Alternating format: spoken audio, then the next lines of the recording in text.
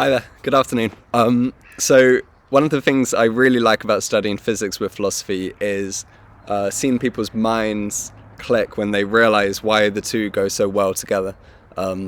So roughly speaking, physics and philosophy have, I think, a surprisingly large crossover in the questions that they deal with. Obviously, physics is uninterested in which moral framework is the best, and likewise, philosophy is not particularly interested in a particular material's refractive index.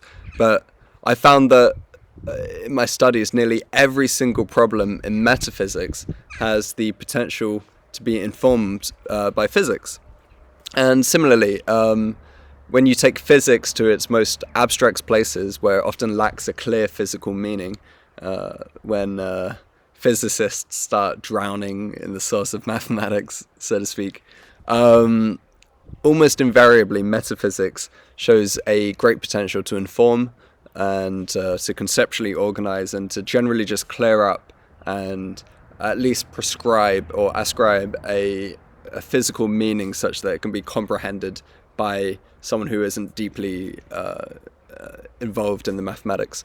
And so yeah, that's what I want to speak about in this talk. I want to talk about a specific problem I found in physics where I was able to use metaphysics to explain it, and which I've just begun the process of trying to turn into an actual paper to hopefully get published in a journal somewhere. And I'm trying to do that over this summer, so I think this TED Talk would be sort of the peak of that work. But I also want to talk in a general sense about the intersection of physics with philosophy.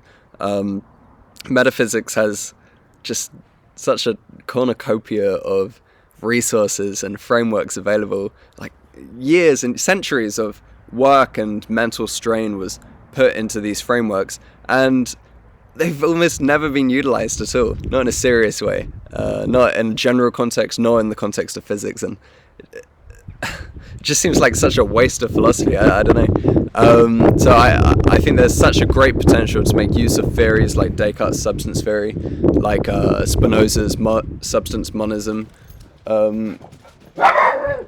Sorry about that. Clary. Sorry.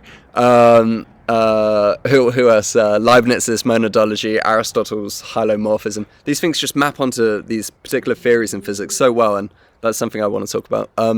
So yeah, my main aim would be to keep things general, so as to be accessible to a wide audience, but I also feel like going into some of the more complex specifics could be fruitful, especially for a TED Talk where you'll get a range of people who are just generally interested and people who are quite specifically interested in what you're going to be talking about.